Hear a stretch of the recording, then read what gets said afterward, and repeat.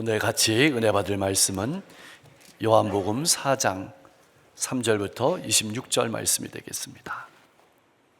유대를 떠나사 다시 갈릴리로 가실새 사마리아를 통과하여야 하겠는지라. 사마리아에 있는 수가라는 동네에 이르시니 야곱이 그 아들 요셉에게 준 땅이 가깝고 거기 또 야곱의 우물이 있더라. 예수께서 길 가시다가 피곤하여 우물 곁에 그대로 앉으시니 때가 6시쯤 되었더라. 사마리아 여자 한 사람이 물을 기르러 왔음에 예수께서 물을 좀 달라 하시니 이는 제자들이 먹을 것을 사러 그 동네에 들어갔음이러라. 사마리아 여자가 이르되 당신은 유대인으로서 어찌하여 사마리아 여자인 나에게 물을 달라 하나이까 하니 이는 유대인이 사마리아인과 상종하지 아니함이로라. 예수께서 대답하여 이르시되 내가 만일 하나님의 선물과 또 내게 물 좀 달라 하는 이가 누구인 줄 알았더라면 내가 그에게 구하였을 것이요 그가 생수를 내게 주었으리라. 여자가 이르되 주여 물 기를 그릇도 없고 이 우물은 깊은데 어디서 당신이 그 생수를 얻겠사옵나이까.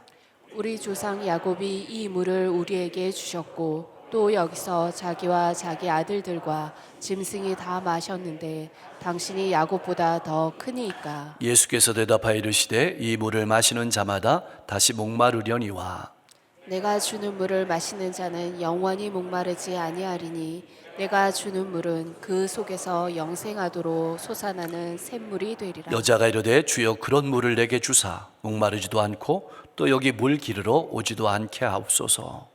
이르시되 가서 내 남편을 불러오라. 여자가 대답하여 이르되 나는 남편이 없나이다. 예수께서 이르시되 내가 남편이 없다 하는 말이 옳도다. 너에게 남편 5이 있었고 지금 있는 자도 내 남편이 아니니 내 말이 참되도다. 여자가 이르되 주여 내가 보니 선지자로소이다.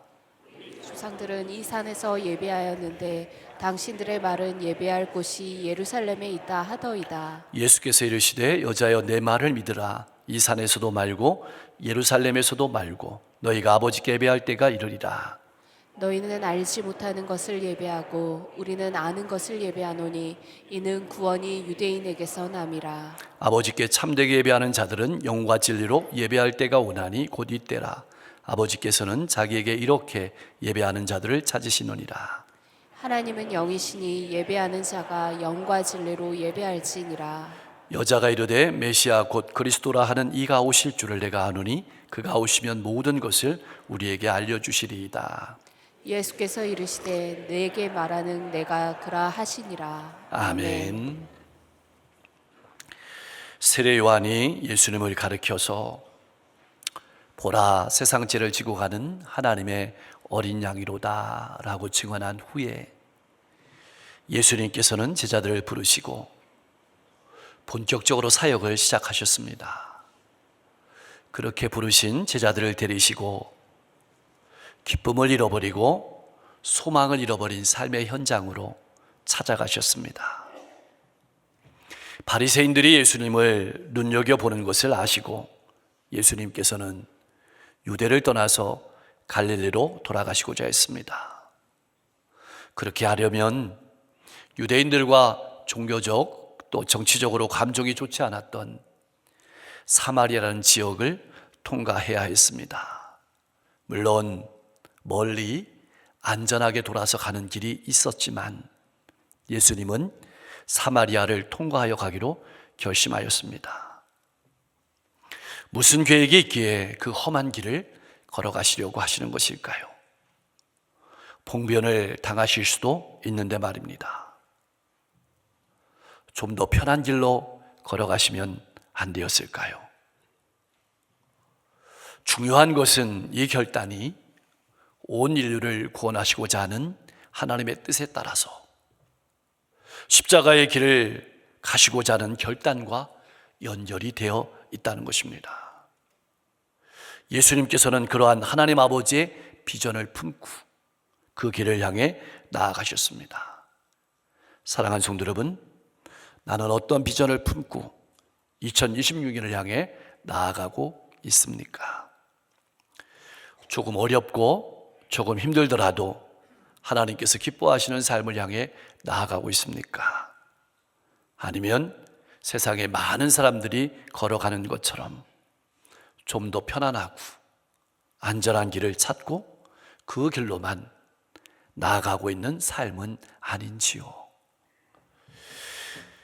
예수님께서는 다른 사람이라면 결코 가지 않았을 그 길을 마음의 고통을 느끼면서도 사마리아를 향해서 나아가십니다. 그렇게 이른 아침 출발해서 수가라는 동네에 도착했습니다.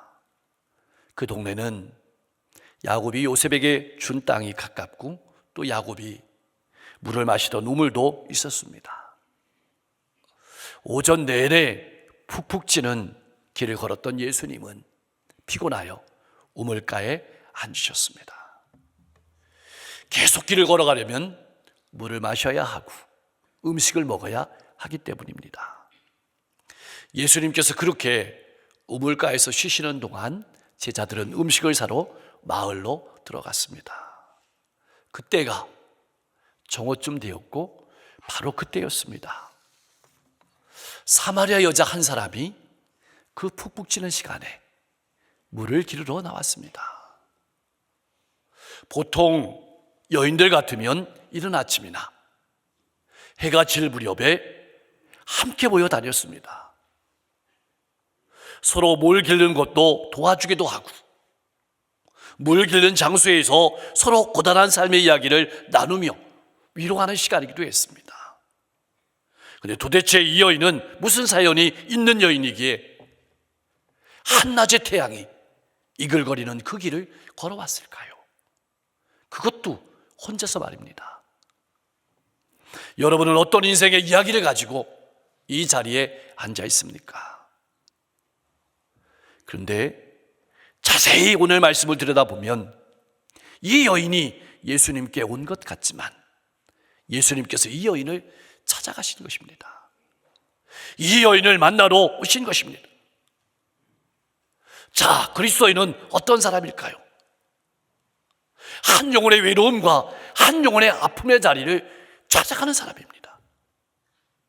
그 아픔을 같이 마주하는 사람입니다. 나는 어떻습니까? 이런 예수님의 비전을 가지고 가정 가운데로 일터와 이웃 가운데로 나아가고 있습니까?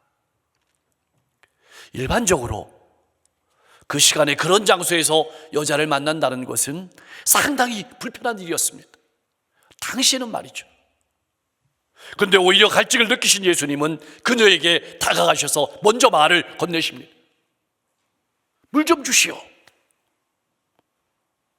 이렇게 예수님께서 직접 여인에게 물을 청하신 이유는 8절 말씀에 제자들이 음식을 사러 마을에 들어갔기 때문이라고 밝히고 있습니다. 얼마나 당황했을까요? 그녀인들 한낮에 우물가에서 남자를, 그것도 싫어하는 유대인 남자를 만나리라고 상상이나 했겠습니까? 만약 여러분이 여인이라면 물을 달라는 예수님의 청에 어떻게 대답하시겠습니까? 여인에게서는 지난날 상처와 지난날 세월의 갈등의 아픔이 고스란히 그녀의 말로 묻어나왔습니다. 당신은 유대인으로서 어찌하여 사마리아인 여자인 나에게 물을 달라고 하십니까? 이것을 쉬운 말로 하면 이렇게 얘기할 수 있습니다. 당신은 유대인 남자이고 나는 사마리아인 여자인데 나한테 물을 달라는 것이 도대체 말이나 되는 일입니까? 유대인과 사마리아인이 서로 상종하지 않는 것을 모르고 계십니까? 그렇습니다. 당시의 남자가 여자에게 말을 걸 때에 여자의 남편에게 의심을 받을 수도 있는 상황이었고, 여자가 더욱 마음을 쓰는 것은 유대인과 사마리아인의 갈등이었습니다. 한편 햇빛이 그거리는 정오에 여행 중에 목마른 여행객들에게 물을 주는 것은 당시 유대인이나 사마리아인이나 당연한 배려였기 때문에 이 여인을 위험에 빠뜨리지 아니하고 대화할 수 있는 정오에 예수님께서 찾아오신 것입니다. 나는 다른 이에게 어떻게 다가가고 있습니까? 다른 사람과의 장벽을 허물기 위해서 나는 어떤 배려를 준비하면서 찾아가고 있습니까? 이 여인의 대답에 예수님께서는 알지 못하는 대답을 하십니다. 내가 만일 하나님의 선물과 또 내게 물을 좀 달라는 네가 누구인지를 알았더라면 내가 그에게 구하였을 것이요 그가 생수를 내게 주었으리다. 아니, 하나님의 선물은 무엇이고 또 생수는 무엇이란 말인가? 예수님은 의도적으로 여인의 방어에 바로 반응하지 않고 오히려 호기심을 자극하면서 말하는 겁니다. 20절 말씀을 달리 표현하면 이런 말씀입니다. 나는 지금 생리적인 갈증을 느끼고 있고 너는 영적인 갈증을 느끼고 있다. 너는 또한 사람들을 만나기 싫어서 한낮인 12시에 물을 기르러 나오는 너는 인생 전체가 목마른 사람이다. 하루하루 어떻게 살아가야 될지 몰라 힘을 잃은 사람이 바로 너다. 그렇다면 누가 누구에게 물을 달라고 해야 할까? 오히려 내가 나에게 물을 달라고 요청해야 했을 것이다. 그러면 내가 너에게 영원히 목마르지 않은 생수를 주었을 것이다. 예수님의 말씀은 이런 말씀입니다. 예수님께서는 자신을 유대인 남자를 넘어서서 영원한 생명의 물을 주시는 분임을 나타내셨고 이것은 여인과의 대화를 이어가기 위함이었습니다. 상대방을 존중하면서 상대방의 마음에 문을 열어 가시는 것입니다. 그리스도인은 어떤 사람일까요? 이렇게 한 영혼의 아픔과 고통의 자리를 찾아가고 그 아픔과 고통을 그 사람의 입장에서 마주하면서 존중하며 마음을 열어가는 사람입니다. 지금 나와 대화를 나누는 이 남자가 보통 남자가 아니구나 라고 느낀 여인은 태도를 바꿉니다. 말이 달라집니다. 호칭이 바뀝니다. 주여, 이 말의 뜻은 선생님 이 정도의 뜻입니다. 그렇다면 하나님의 선물과 생수는 무엇일까요? 요한복음 7장 37절에서 39절 말씀은 이렇게 기록되어 있습니다. 누구든지 목마르거든 내게로 와서 마시라. 나를 믿는 자는 성령의 이름과 같이 그 배에서 생수의 강이 흘러나오리라 하시니 이는 그를 믿는 자들이 받을 성령을 가르쳐 말씀하십니다. 성령을 말하는 것입니다. 그러나 성령을 선물로 주시겠다는 약속한 예언서를 갖지 못한 이 여인은, 알지 못한 이 여인은 당연히 하나님의 선물인 성령을 알지 못했습니다. 그녀는 예수님의 생수를 심층수로 이해했습니다. 깊은 곳에서 올라오는 물로 이해했습니다. 그리고 심층수를 어떻게 기를 것인가에 관심했습니다. 그래서 이렇게 말했습니다. 주여, 물 기를 그릇도 없고 이 우물은 깊은데 어디서 당신이 그 생수를 얻겠습니까? 이제 이 여인의 관심은 생수에서 예수님에게로 향합니다. 어떻게 당신이 얻겠습니까? 그리고 더 나아갑니다. 12절 말씀입니다. 우리 조상 야곱이 이 우물을 우리에게 주었고 또 여기서 자기와 자기 아들들과 짐승이 다 마셨는데, 마지막 말씀이 중요합니다. 당신은 야곱보다 더 크십니까? 이 말은 설마 당신이 야곱보다 크신 분은 아니지요? 라는 물음입니다. 예수님은 어떻게 대답하실까요? 13절과 14절 말씀이 바로 그 대답입니다. 예수님께서 대답하여 이르시되 이 물을 마시는 자마다, 야곱이 주는 물을 마시는 자마다 다시 목마름을 느끼겠지만 내가 주는 물을 마시는 자는 영원히 목마르지 아니하리라. 왜냐하면 내가 주는 물을 마시는 사람 속에서 영생하도록 솟아나는 샘물이 될 것이기 때문이다 하시면서 예수님은 자신이 야곱보다 큰 분임을 나타냈습니다. 그러나 예수님께서 하신 말씀이 이해가 되지 않았던 여인은 문자적으로만 이해해서 한 번 마시고 나면 다시는 목마르지 아니하는 그러한 신비한 물을 달라고 요청하고 있습니다. 이 요청은 이 여인의 인생의 고단함을 나타내는 말이기도 합니다. 한마디도 나타내는 말이기도 합니다. 날마다 사람들의 눈을 피해서 한낮에 물을 기르러 오는 수고를 감당하지 않아도 되게 해달라는 말이기도 합니다. 아니, 아예 사람들을 만나지 않도록 물을 달라는 것입니다. 사랑하는 성도 여러분, 여러분의 인생은 어떻습니까? 다른 사람들의 시선을 피해서 한낮에 우물을 깃는 인생은 아닙니까? 어쩔 수 없이 걸어가는 목마른 인생은 아닙니까? 육체적인 욕구만 해결되면 인생이 행복해질 것이라고 착각하며 살아가는 인생은 아닙니까? 14절 말씀은 예수님께서는 물도 좋은 것이지만 나에게 오면 더 좋은 것을 주시겠다고 우리를 초청하시는 말씀이기도 합니다. 사랑하는 성도 여러분, 내가 믿는 예수님은 어떤 분이십니까? 나의 삶을 깨끗하게 하시며 생명을 주시는 분이십니다. 영원히 목마르지 않도록 성령을 보내주시는 분입니다. 그래서 날마다 말씀으로 새롭게 하시고 나의 삶을 통해서 예수님이 어떤 분이신지 나타내시는 분입니다. 그런 목마르지 않는 인생이 되기를 주님의 이름으로 간절히 축복합니다. 한 번 마시고 나면 다시는 목마르지 않는 신비한 물을 달라고 요구하는 여인에게 예수님은 동문서답 같은 대답을 하십니다. 가서 내 남편을 불러오라. 무슨 뚱따지 같은 말씀이실까요? 영원한 생수를 얻으려면 사람이 어떤 존재인지 알아야 한다는 뜻입니다. 예수님의 이 요구는 세상으로부터 소외된 삶을 살아가고 있는 여인의 아픔을, 여인의 본질을 찌른 것입니다. 그녀는 외롭고 고달프며 고통스러웠습니다. 남편으로부터 버림을 받은 아픔을 여러 번 당했고 그녀의 영혼은 목말라 있었습니다. 갈증 가운데 있었습니다. 예수님은 여인의 아픔을 쪽집게처럼 찾아내어서 종국을 찔렀습니다.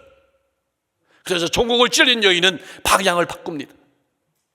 그래서 나는 남편이 없습니다 라고 말했습니다. 절반만 맞는 말이었습니다. 이 말은 남편 같은 남편을 만나보지 못했다는 말이기도 하고 내 영혼에 만족을 주는 남편이 없었다는 말이기도 합니다. 예수님께서 말씀하십니다. 내가 남편이 없다고 하는 말이 옳도다. 예수님께서는 이 여인의 가정사를 꿰뚫어 보십니다. 너에게 남편 5이 있었으나 지금 있는 자도 내 남편이 아니니 내 말이 참되도다. 자신의 과거를 정확하게 핥고 꿰뚫어 보시는 예수를 바라보고 이 여인은 놀랍니다. 유대인 남자로 처음에는 알았다가 선생님으로 이제는 선지자로 깨닫습니다.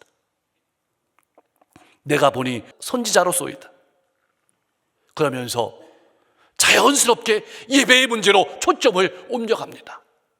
이 사마리아 여자는 전통을 소중히 여겼을 뿐만 아니라 야곱의 우물도 귀하게 여겼고 예배의 전통도 소중하게 여겼습니다.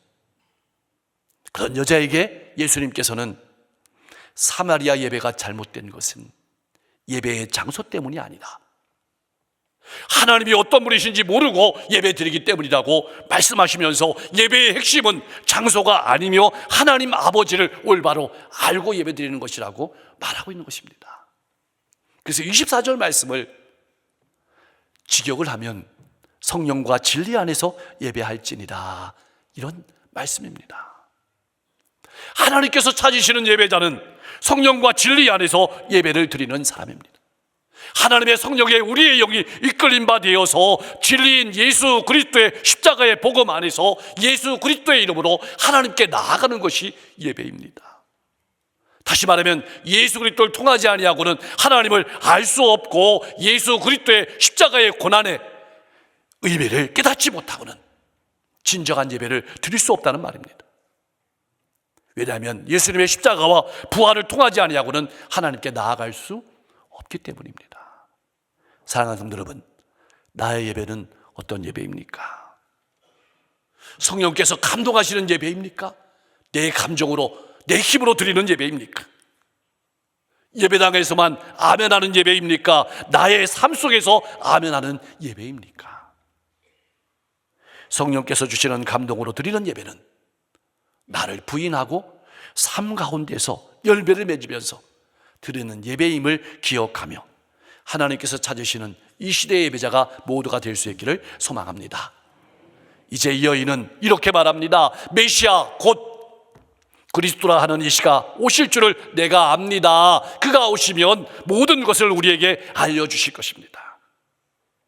사마리아 여인이 이렇게 말하는 것은 예배 문제를 종결하실 분은, 예배 문제를 분명하게 알려주실 분은 메시아라고 믿기 때문입니다. 이제 이 여인의 생각은 오시는 메시아에 대해서 기대가 집중되어 있습니다. 사마리아인들은 신명기 18장 15절 말씀을 잘 알고 있었습니다. 우리 같이 한번 읽어보겠습니다. 내 하나님 여호와께서 선지자 하나를 일으키시리니 너희는 그의 말을 들을지니라. 아멘.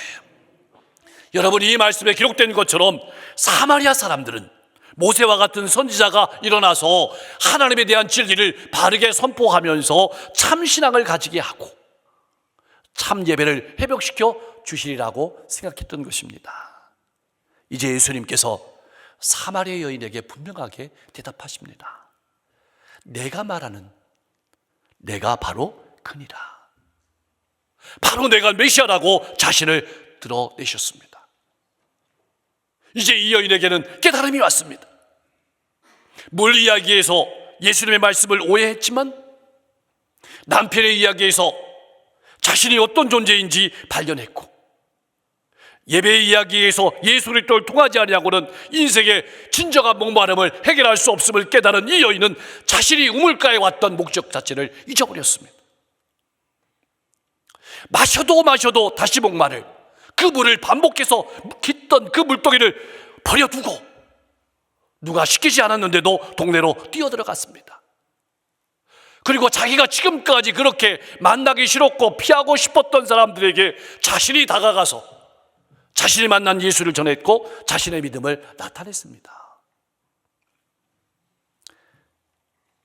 사람들의 눈을 피해서 숨고 움츠러들었던 그녀의 시선은, 그녀의 인생은 하나님께서 보내신 예수 그리스도에게로 향했습니다.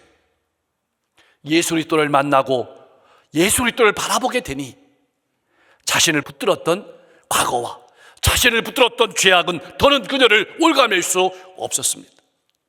그녀는 죄로부터 자유를 얻게 되었습니다. 한낮의 우물에서 해방되게 되었습니다. 그녀의 말을 들은 사마리아 사람들은 예수를 보러 나왔고 이틀간 동네에 더 유하면서 말씀을 예수님께 들었습니다. 그리고 나서 그들은 직접 예수가 세상의 구주이심을 알게 되었고 믿게 되었다고 고백하고 있습니다. 사랑하는 성도 여러분, 이제는 우리 차례입니다. 신앙은 죄인을 찾아서 오셔서 만나주시는 하나님의 이야기입니다. 그렇게 하나님께서는 우리의 인생에 찾아오셨고 우리를 만나주셨습니다. 그렇다면 이제 우리는 어떤 삶을 살아야 될까요? 이제는 예수님께서 그렇게 하셨던 것처럼 우리가 한 영혼의 고통과 외로움의 자리 한가운데로 찾아가야 될 차례입니다. 상대방의 아픔의 자리로 배려하면서 찾아가야 합니다. 그 아픔의 자리에서 함께 울고 마음을 열어가야 합니다. 그리고 나를 만나주신 예수 그리스도를 전해야 합니다. 그때 한낮의 물동이와 과거는 더 이상 사람을 오가맬 수 없음을 알게 되고 그 영혼의 인생에 새날이 밝아오게 될 겁니다. 예수 안에서 자유와 기쁨을 누리며 놀라운 축복의 통로로 복된 삶을 살아가게 될 것입니다. 날마다 예수님께서 주시는 영혼의 생수를 마시고 힘있고 복된 삶을 살아가는 여러분과 제가 될 수 있기를 주님의 이름으로 간절히 축원합니다. 기도하겠습니다.